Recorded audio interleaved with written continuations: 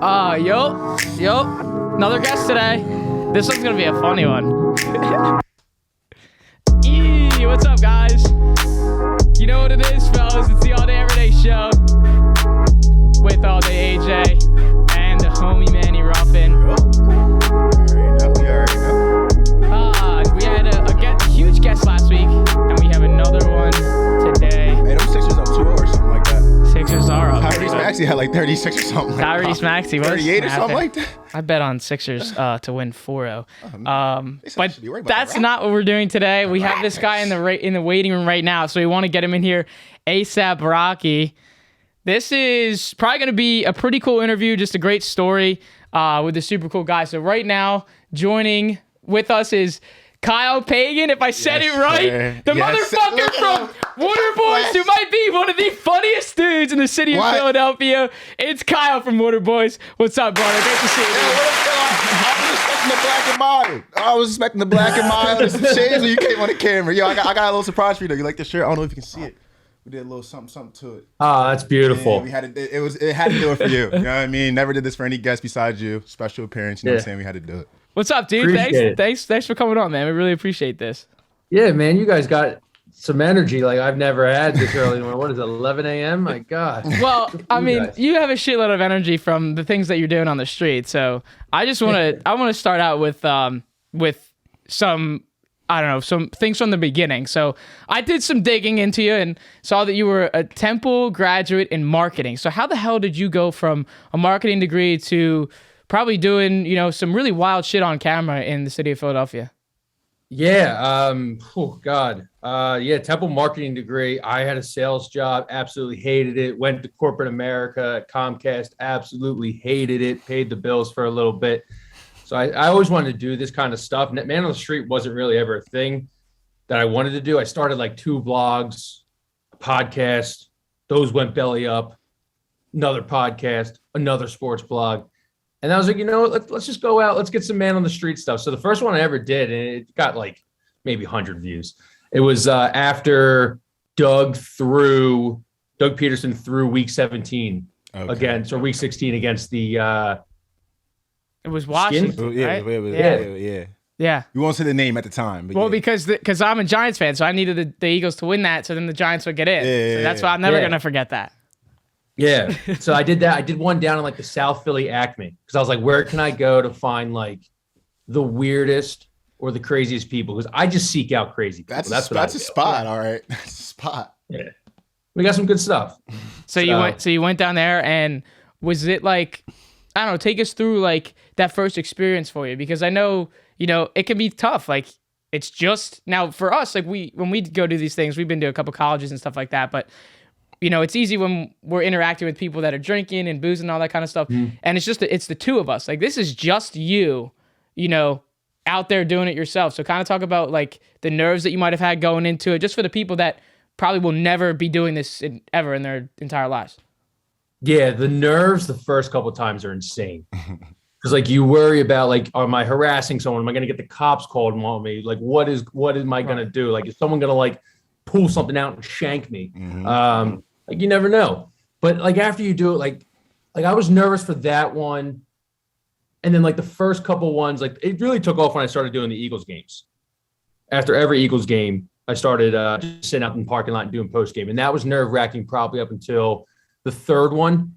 And then it was kind of just like, once you see success, you're kind of just like, all right, let's do this. Let's get this going. My favorite one was was when you were like, fuck that.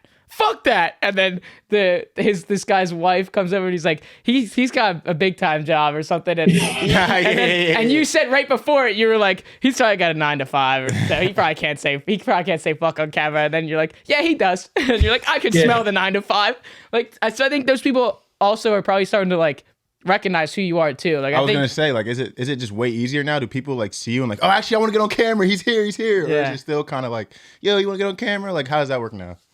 Yeah, no, yeah. I mean, I get recognized a lot more now. I mean, I'm 6'5", so like, yeah, like, I actually wouldn't have seen that from on camera, but I stick out like a sore thumb. Yeah. Like so, and I got a mic now. I've updated my camera situation now. So my guy's got like a steady cam. So that's like a little bit intimidating for people to come on and be like, want to be on camera. Right. Yeah, but people still come on, which is great. Have you always been this kind of person? Like, have you like even like back in like high school, were you kind of like always a funny guy? Or did you kind of like, cause you started off blogging, like you weren't coming off the rip like on camera. So was this kind of like I wouldn't say like a personality change for you. Did you kind of like come out your shell with this, or was this always you?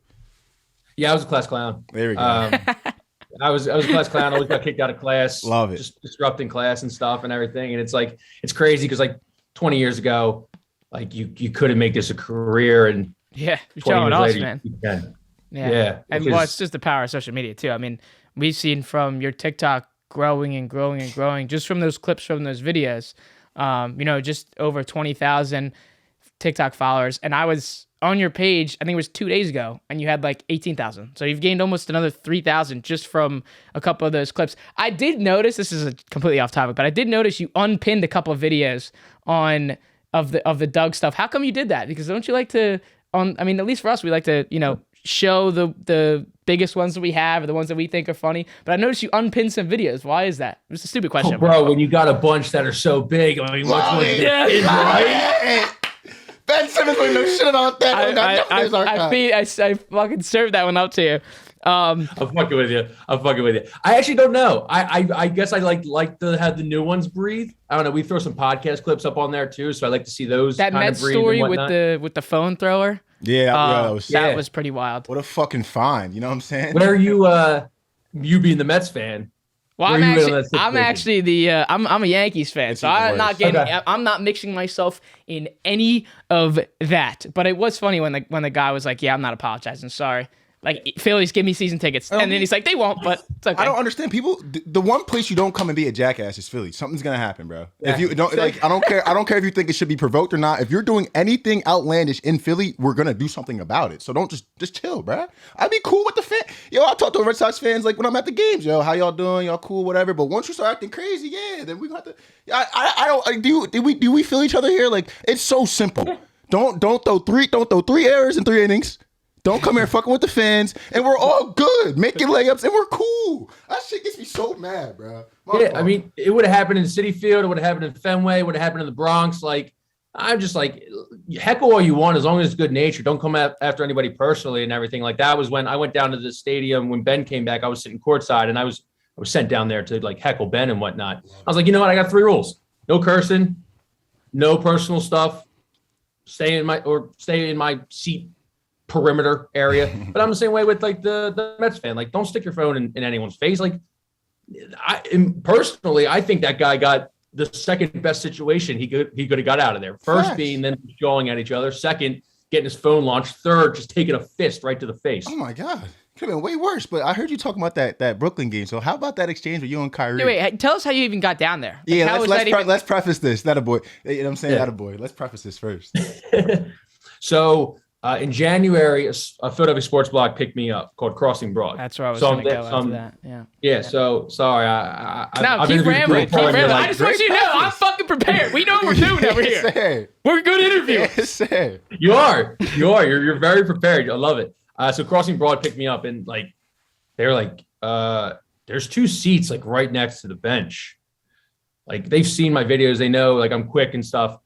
And they're like, send Kyle down there with the cameraman. So like, I just sat down there and right next to the bench. I've sat courtside before one time, but like courtside.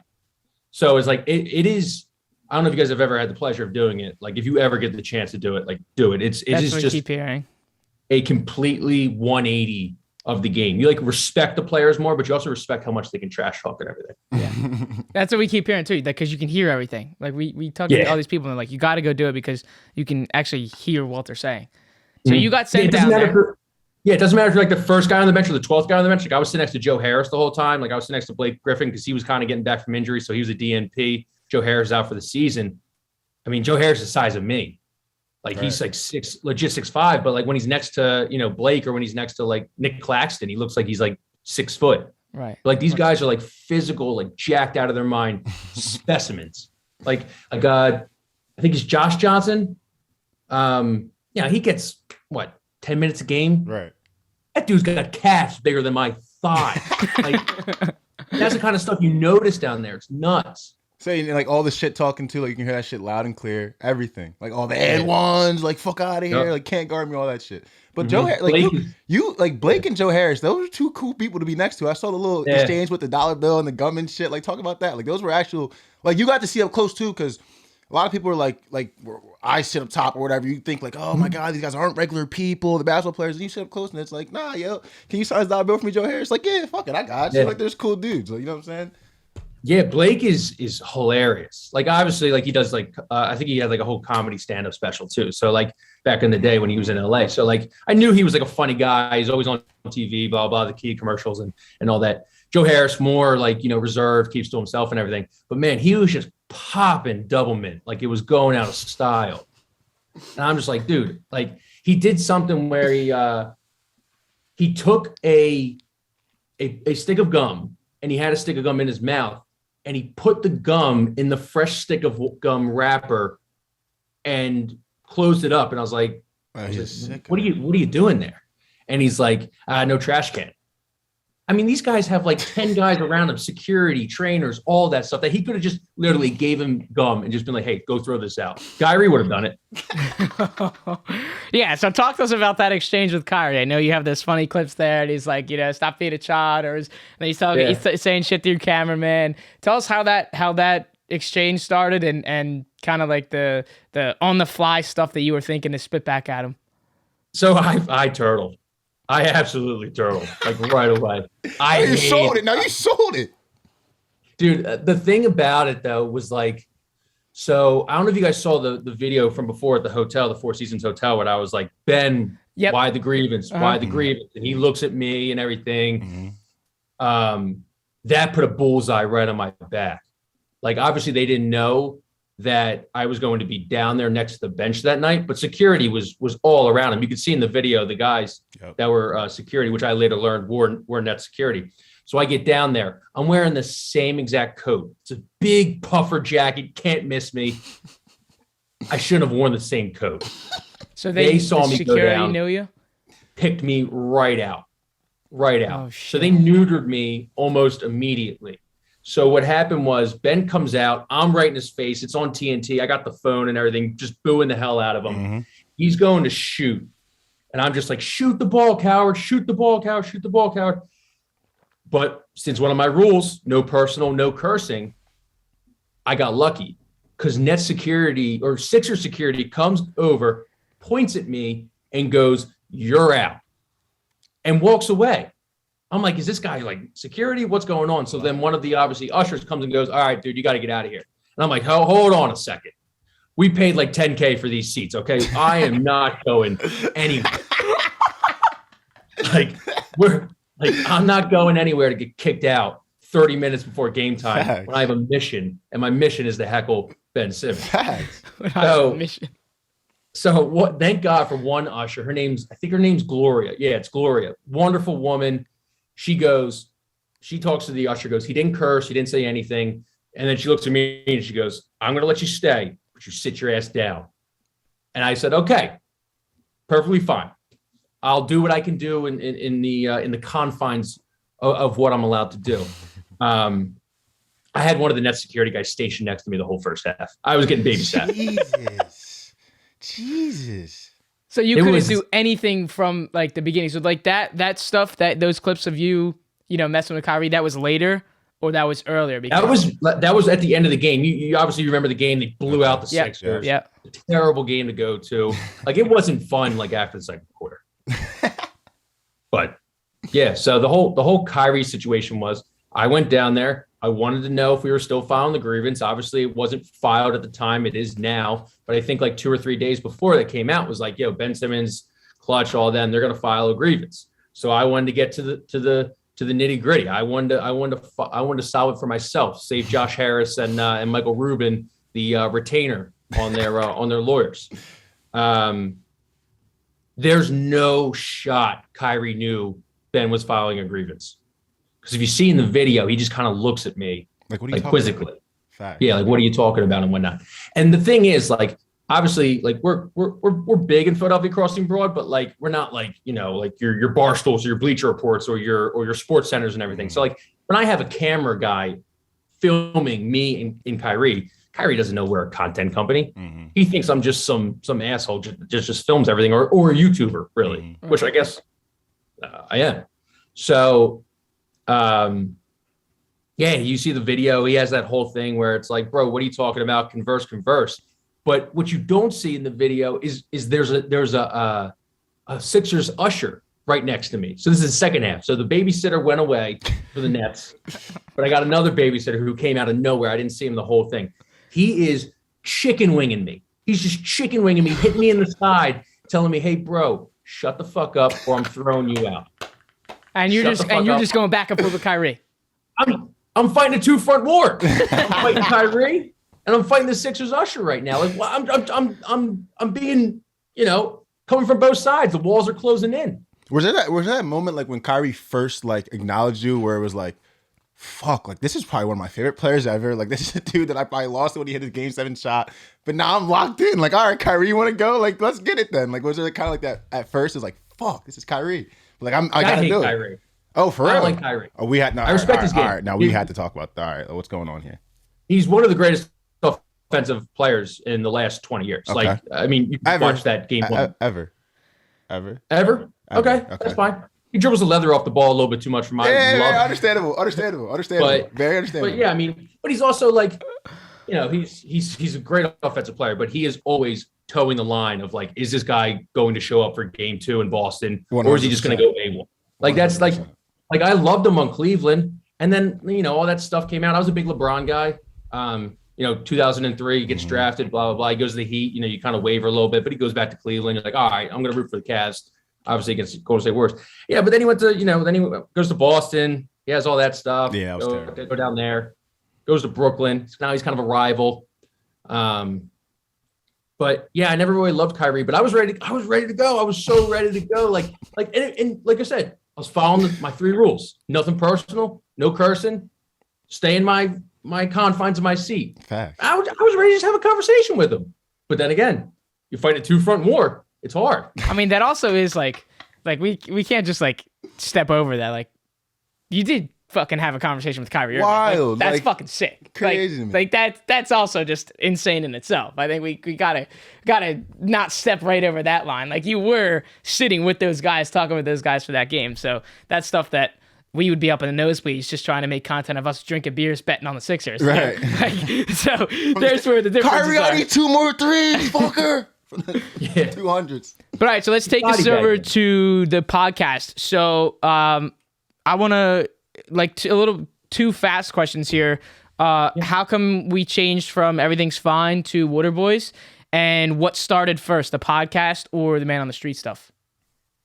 Oh man, good question.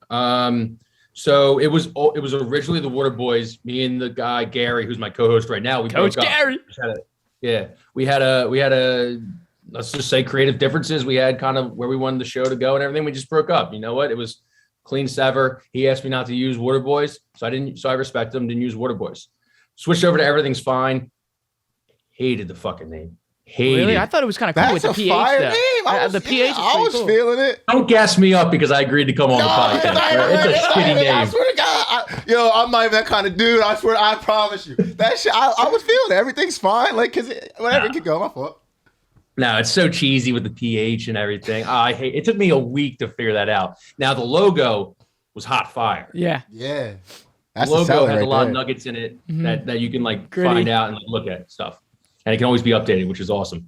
And then Crossing Broad signed me, and Gary reached out again, and we smoothed a lot of things over, and so now we're back to the Wooderboys. You know, nice little happy ending. So it was okay. So you were doing Everything's Fine. That was with podcast stuff too. That was just you. And then, just me, yeah. Okay. And then now we're back doing that. Okay. So when you started like doing this whole thing with podcasting, Man on the Street type stuff, when did you notice like, hey, I'm actually pretty good at this, like what I'm doing. I'm going to need to do more of this. How can I do more of this? Where am I going to go to do more of this? Where can I get a cameraman? Was there a moment in time, maybe after a certain couple of videos, where you were like, I actually could fucking run with this. Like, I can do this.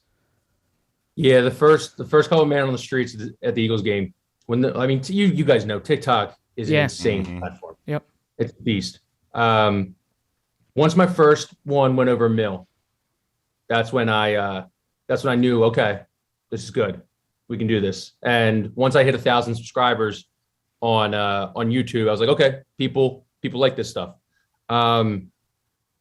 Dude, I hate podcasting. Really? Oh yeah. I mean, I'm not a guy who like formulates the games. I can't break down a game. I've listened to your guys' stuff. Like, you guys are very good at picking parts out of games and stuff and talking about them. I listen to more of your NFL stuff. I really hate I like interviewing. I hate podcasting. I like interviewing. I just like having conversations like this. Yep. Right. And is that because I know it's like, have you drifted from more to interviewing and less about, the analytical side of things? Like, because we take it on ourselves. Like, you can't grow a podcast without having somebody that's bigger than you. Right? Like, that's just how you have to do it. But also, you look at podcasting now, it's literally guests. It's guest oriented. Like, what podcast is not having a dude come on or a girl come on or whoever the hell it is and talk about how they got to where they are? So was that your kind of start with Gary, or was it like, let's just talk about everything Philadelphia, Phillies, Sixers, Flyers, Eagles? Was that all what it was, or was just, let's just do some interviews?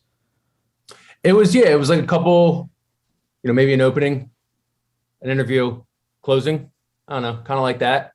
Yeah, I mean, we're still figuring it out, honestly. Like it's a constant, you guys understand it. Like, it's a constant game of just like what works, what didn't work, what works, what didn't work. I was going to say, I was like, bro, cause like you were talking about like how like the analytical shit, like how like that made you not like podcasting. I'm like, we've had so many like iterations of just like, this is how I'm going to deliver my message. Or like, this is how I'm going to deliver my message. At least me, I'm so hard on myself. Cause it's like, bro, I don't want to come on here and sound like Colin Coward.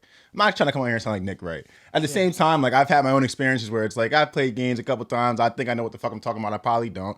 But like, maybe I can come from a perspective where it's like, I'm just a fan. Like, you know what I'm saying? I just like the Phillies, guys. You feel me? Like, this is a perspective of a Phillies family. This is a perspective of a Yankees fan. So it's always at that constant struggle, but that shit is so true, because it's like, you go on a podcast and it's like, damn, like, I'm not trying to be like this. And there's that kind of struggle. It's like, you really got to like, it's a constant battle just finding out who you are, how you want to convey your message, and just being cool with that at the end of the day. You feel me? And then just being original too, because like, Facts. I mean, yeah, it's like I like rap, so it's like you can't really sound like Eminem, Biggie, Tupac. Now you kind of like, you got like Kodak, you got Migos, you guys got different guys. Like, I know, like me coming up in the 90s, I'm like, what is this mumble rapping stuff? Mm-hmm. But some of it's very good, and it's just a different sound and everything, and that's kind of like with podcasting, where you have to be like original and different sounding and everything. I don't know if you guys saw the one clip of the white rapper from the Phillies game, Lamb Chop. Yeah, that was hilarious. I mean, was awesome. Wasn't it? The kid's 18 years old, 17 years old, maybe, spits like 2, 3, 4 bars, really good bars that I thought. And, a lot of positive comments. And then a lot of be like, he sounds like everyone else. Like, this kid's 17 years old, spitting fire bars. Right on camera. Right, I'm on about to say that part too. Like, what? And that was also great, because you got to give him a little bit of clout too, which was nice. Give him some followers on there and everything like that. But all right, so let's talk a little bit about Crossing Broad. That's where I wanted to go a little bit earlier. What do you do for them? And how did that originate? How did that start for you? How did you get picked up by them or something like that? Yeah. So what I do for them, I write for them on the blog, Crossing Broad. That's probably their largest content area.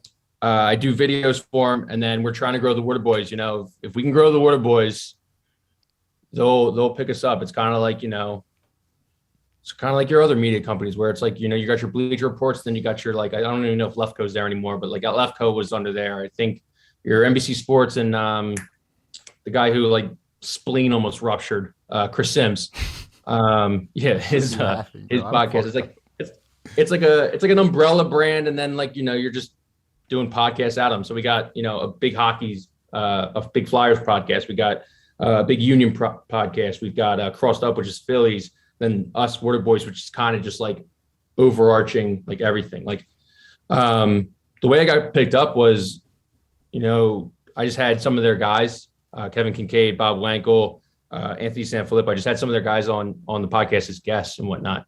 And they went to the CEO, the guy, the decision maker and everything. And they're like, hey, this kid's pretty good between, the podcast and the Man on the Street videos. I think we need to kind of grow our video presence more. Maybe we should reach out to him. So we make a lot of our revenue through affiliate marketing and gambling and sports books and stuff. I mean, that's the best. That's Name of the game. Really like the name of the game. The only really way to get that is ad revenue. And for us, we're just trying to get some brands under our belt. But so here's like the age-old question for, content creators like yourself, like us. Is this your full-time job? It is. There you go. How about that, right? That's fucking crazy. Explain it to Easter was this weekend, so I was over at my aunt's house. Right, I mean, it's like talking, like trying to explain what I do and the fact that I can make a livable income off of it is the craziest thing in the world. Yep. And we're kind of in that same boat. Like, how do you explain it to people that are much older that like social media wasn't this big, even 5 years ago? Without TikTok, we are not sitting with you talking to you right now. And that I will put my life on. Pause for that though. Full time now. Like, let's go. That's a big step in the process, baby. Like, I see you. That's because that's like, it's like once you get there, then it's all on you now. There's no failing, bro.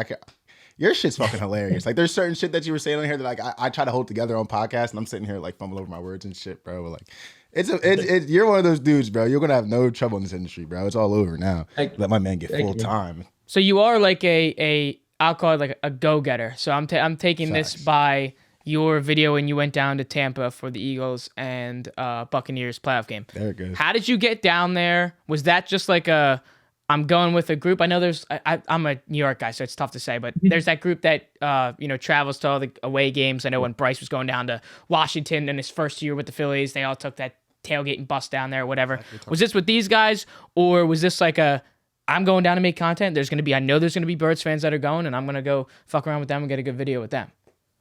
Yeah, so Fans of Philly was the one who actually helped me out with that one. I did do one with Green Legion. They're also another company who does it. I think there's a Philly fan sports trips that does it too. I mean, it's when you got Eagles fans, man, you can have 3 different companies that do the same thing and you'll make money doing it.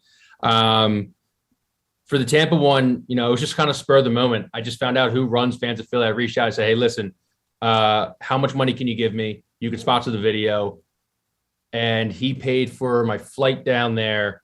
And then I covered tickets and lodging and what else and everything. But I took a bath on it. I took a loss on it. But you know what? It was like put a nice little bow on the season a little bit. Yep. Plus, like, no one else was probably doing it.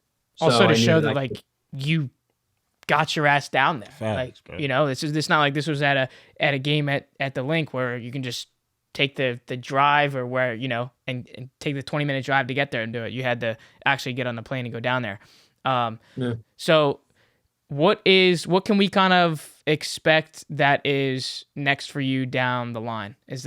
Are we going to continue seeing these videos? And then on top of that, can you kind of break down like your thought process through these videos? Do you have a set plan of what you're going to say, but maybe something along the lines of what you're going to ask? Or is that like I'm on the fly? Like I saw Doug's dad and I'm like, does he really have like, are his nuts really this big? Like, something like that. Yeah, it really depends. For the Sweet 16 video, I probably had about 8 questions that I knew I could use as a buffer if conversation got tight and whatnot. But like you said with Doug's dad, like I didn't even think it was Doug's dad. Someone who goes, that's Doug Eater's dad. I was like, I'll interview him. It's not live. I can just cut it out and post. Like, It doesn't matter. I'll just get the soundbite. But it is a lot on the fly. For the Eagles videos, like that's 5 minutes after the game's over. So I'm just hoping for somebody gives you something. Someone to give me something. And I mean, bro, I got 2 hours of footage a lot. I'm a big, like, you record for 2 hours. You record for 2.5 hours. And we just make it into like an 8-minute video, 5 to 8 minute video. So luckily enough, like through 2 hours, you do get a lot of footage and good stuff, but some videos have been trashed. that's just the name of the game. And you wasted 2 hours of your life. But that's what happens. If you don't think it's up to the standard. How many times has that actually happened? Like, just if you don't mind sharing. Yeah, no, once or twice. Like, not a lot. Okay. Not a lot. I'm also stubborn where if I put my time in, I'm putting this video out. We had that situation at Auburn. Just funny. We were at Auburn before we went to the game. There was like a rocky point at the first start where people were just acting weird with the camera and stuff. And Alex goes, bro, we're not leaving without anything. Yeah. We're at the game. We're not leaving without anything. Then we ended up rolling. But it's funny because when you do stuff like that, I don't know if you can share the same experience, but it usually takes one person. Like, you can be rock off for like 3, 4, 5 people, but one person comes and brings you energy. Everyone's like, what the fuck is that guy? I want to do this now. It always takes one person. Yeah. That's what it was for us. Like, we just went up to these girls and we're like, what's one thing you never told your ex? And like, people started answering and we're like, okay, we got one. Now we're good. Go. Find the next one. Exactly. No, they're like, you're exactly right. I mean, there's some videos that I thought were dog shit and they took off. Some videos I thought that were good were a little bit dog shit. So, I don't know the consumer. Like, that's the thing that I know nothing about. Like, I thought I did. I think I do a little bit, but some people's comedy is subjective. So, people like one thing, other people like other things. So well, I think it's also tough though, because like you have like a target market, right? Like, it's all just Philadelphia. So like, that's, I think that's probably one of the hardest things too, is like, that's your set market. Because you see some people that are doing this and maybe they're just party people who want to go just drink on camera, Boys 98 I've seen on TikTok, Nelk Boys, like they're targeting, those college kids, those late high school guys. There's a way bigger audience. You're kind of honing in right on the city of Philadelphia. So like, if only, for example, half of them like this video versus the full one, then we're not getting the same amount of exposure on that same video. You know what I mean? Mm-hmm. Yeah. So I think that's and you had the people that are like, this puts such a bad name on Philadelphia fans and whatnot. And what I say to that with people is like, 40 years of history just shows that like people have already made their mind up about Philadelphia fans. Right. I'm not going to change it. You're not going to change it. No beat reporter, no content creator is ever going to change the way people think about Philadelphia fans. So just buy in, just lean in a little bit to it. So, and it's fun. I mean, at the end of the day, we're all not getting out of here alive. Doesn't matter that the Eagles won the 2017 Super Bowl 50 years from now when we're 70 years old or 80 years old and we're in the nursing home. Like that's what I fight with myself all the time about that. And I try to like then become back into that where it's like, hey, listen, man, do this because you could be sitting in your cube at Comcast 9 to 5, hating your absolute life, which I did. Yeah. So how did that go when you left that? Like, conversation with parents or not? Like, was that a quick cut and dry, let's rip the Band-Aid off? Was that like a multiple week, all right, we're gonna come back and talk about this? Like, how did that go? Yeah, so I started the blog actually, was doing a couple Man on the Street stuff while I was there. And I was like, that's what they didn't like. Well, no, not even that. They didn't know. It was so small that they didn't even know. Okay. But I know in the back of my mind, I was like, I hope this gets big and I'm going to get this big. And one day I'm going to have this conversation probably with my boss. Luckily enough, I was a COVID casualty. So during COVID, they just axed a bunch of people. Oh, wow. So I was one of them that got axed, got some severance and everything. And then that's kind of where it just was like, all right, bro, you gotta lean in, you gotta do this. So yeah, I was bartending up until about January and doing all this stuff. Yeah. Love it. So that was just like the hustle grind for you. And then January is when, isn't that when Crossing Broad got you? Right. January's when Crossing Broad got me. Yeah. So, yeah, I mean, listen, I'm 29, man. I've been doing this for 5-6 years. And I said it. I said it to Manny. I was like, I saw, I was creeping on you for a little while. So I was like, I saw went to Temple in like 2013 or 2014. I'm like, we were high school graduates of 2017. So I'm like, there's no way this motherfucker was like done college before we even got there. So when was like the year that you started doing this content stuff? Just so we know a timeline of like, all right, so it took you this, a certain amount of time to get this way where this is now, quote unquote, like my full-time position. Just for our How long did it take? Yeah. I mean, at least like how long you've been doing since you've been doing the content to where it is right now. If that's whatever. 2 years, 2016, I felt like the funny thing is I started a blog because of Crossing Broad, which is wild to think about. Like, it becomes kind of like full circle. Yeah. And now I'm with them. So I started in 2016. It was called K-Lot Chronicles, another shitty name off of K-Lot down at down at Wells Fargo Center. Yep. And then I love your names, bro, because I get it. Like, I don't know. I really fuck with it, bro. I'm not gonna lie. I do not cap on shit like that either. I promise you I don't. I promise you. I've had one good name in the history of my content, and it was Wooderboys. Wooderboys is Wooderboys. No one can tell me that's a bad name because it fits the whole. It fits the whole persona. Yeah. But yeah. So your timing from, you said 2016 as when like the first couple of videos started, and then that was up to now. So was there like a time, I guess maybe in the middle of it, a quarter way through this time frame, that you said to yourself like, shit, dude, I don't know if this is working. Like, do I go back to this, or is it like there's no quit? Like, I'm not stopping doing what I'm doing. Was there ever a moment? Every day I was like, what are you doing? Yeah. Like, but I always knew I could fall back on the degree. I had a degree from Temple. Like, Temple's got an insane alumni network. I worked at Comcast. It's one of the Fortune 500 companies. Like, I could walk into a sales job or a recruiting job and get a job, in a month. So like, I knew I always had that to fall back on. But then I was like, you're going to be miserable if you go back. But, so the timeline a little bit was like, blog was like 2016 to like 2019. And then 2019 was probably like my first Man on the Street video. So like, but like, I didn't discover, I knew what Man on the Street videos were. I didn't discover I was good at them until 2019, 2020. So it's like, dude, I made so much fucking mistakes between these 6 years, and I'm still making mistakes every single day. But like, you just got to learn from them.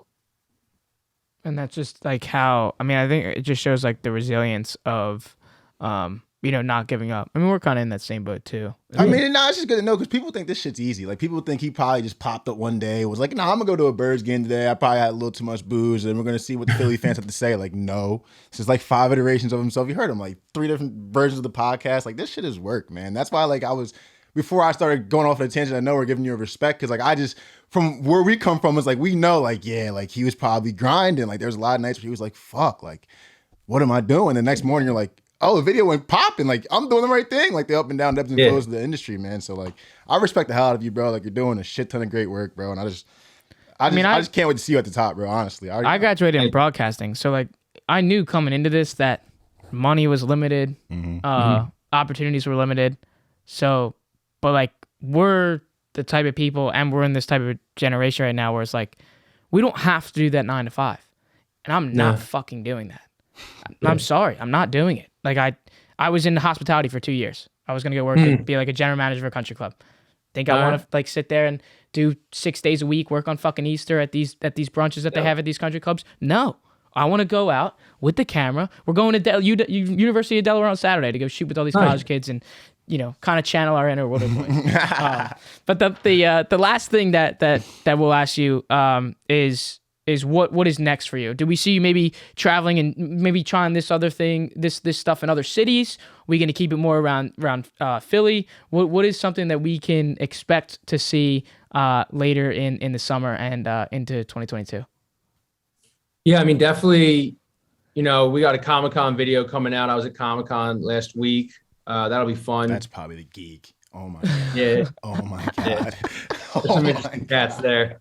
So I'll be editing that down either today or tomorrow and getting that out Thursday. So you edit all your shit? My fault, bro. My fault. You edit you've been editing all your shit this whole time.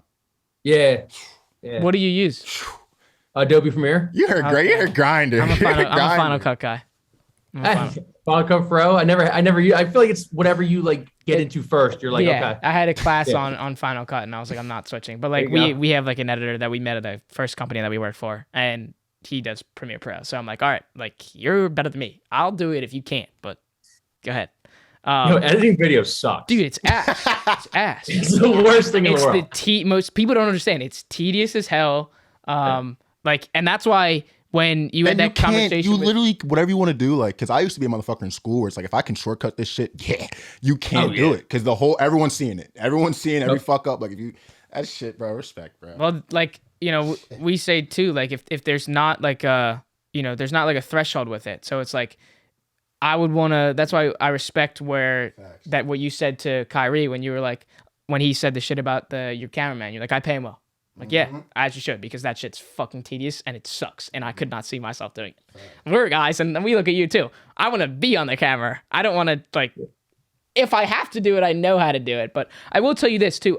Frame.io is a really good software for if you want to have like multiple people work on the same video.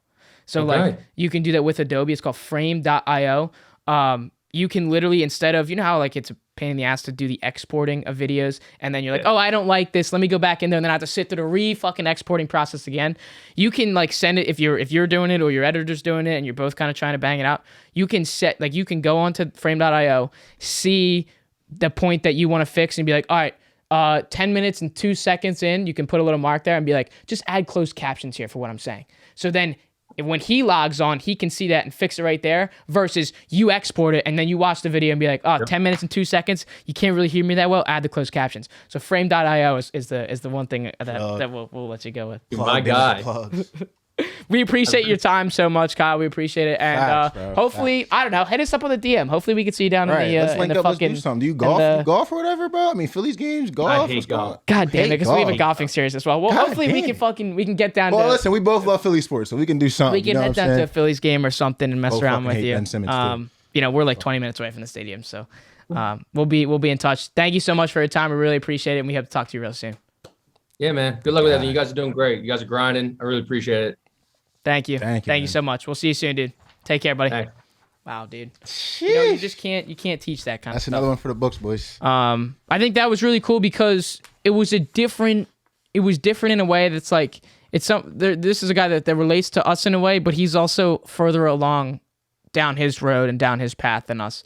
So I think that was cool to hear. Like 2016 is way before 2021, baby. Yeah. So you know, he's had some great experiences, and we hope to, you know, it goes to show once again, this is not a sprint. We're not going to be there tomorrow. As great as TikTok is, you're just not going to be there tomorrow, right? Even if you get a video to blow for 2.1 million views, you're still not going to be there tomorrow.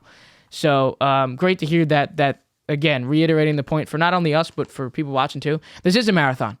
So, you know, relatives and people like that, don't get on our backs when it's taking a little while, because that's what this process is. If you guys want to follow us on our social media platforms, hit us up on Twitter at 80ED Podcast and our Instagram at 80ED Pod. You can follow us on the TikTok as well, which is just the name of the show. We have some exclusive little clips going on there as well. And we will be heading to the University of Delaware this Saturday, April 23rd. You will have already, we will actually probably be there by the time you're seeing this video.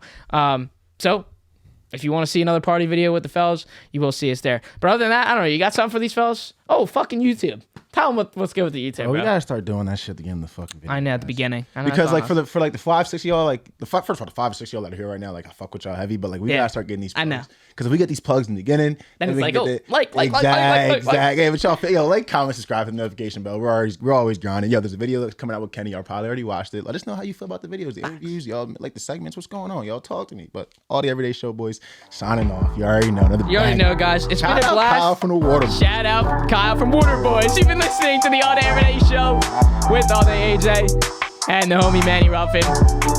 My name is Alex Jacobs, but you can call me All Day AJ. Kyle, you're the man. Wooderboys to the motherfucking moon, man.